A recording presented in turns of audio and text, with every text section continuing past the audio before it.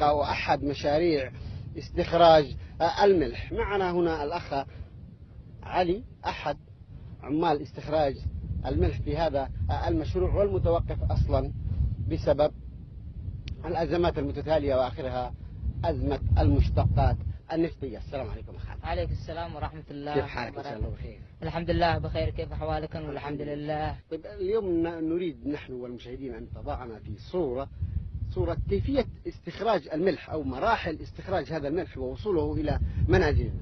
استخراج الملح للأكل. أيوة. ولا كيف يتم في الأكل. كيف يتم استخراجه من البحر. أيوة المراحل. من المرحلة الثانية من البحر إلى من البحر ثم إلى نعني نأكله في البطون في الخبز والدقيق. كيف تستخرجونه أنتم هنا في هذا المشروع؟ كيف تخرجونه من البحر؟ كيف يتم ذلك في تلك المنطقة عبر المضخات حسب ما حدثتنا قبل؟ من المضخة يجي. المرحلة الأولى كيف؟ المرحلة الأولى من أين؟ من المضخة إلى المرحلة الثانية. إلى أين بالضبط تكون المرحلة الثانية؟ إلى الثالثة. المرحلة الثانية ماذا يتم في المرحلة الثانية؟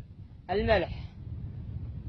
ما الذي يتم في المرحلة الثانية؟ يعني أنتم تستخرجون الملح المياه البحر عبر المضخات إلى الأحواض. إلى الأحواض حق الملح. وبعدين وبعد ما تستخرجونه بالمياه إلى الأحواض ماذا يتم؟ يتم في الأكل، نشيل نبذه في البيت. طيب أنا أعلم أنكم تخرجونه حتى يتم في البحر، لكن الآن نرى أحواض. هذه الأحواض الآن ما مهمتها؟ أيوة مهمتها. هذا الحوض الآن مثلا، هذا الحوض نرى فيه الكثير من المياه لا يوجد فيه ملح. هذا الحوض مثلا أيوة. ما الذي يحدث فيه هذا الحوض؟ ملح. طيب الملح هنا وتواجد الملح في هذه المنطقة. أيوة. هذه المرحلة لماذا المياه هنا في هذا المكان؟ هذا تبع الملح. درجة الملح كم درجة هنا؟ درجة هنا 15. 15. والحوض الثاني؟ وهذا بيجي 16. وهنا 16. كم يحتاج الملح؟ كم درجات يحتاج؟ يحتاج 15 19 20. لما نخرجه ملح كم؟ 15. 15. أي حوض هو الآن 15؟ أي حوض. هذا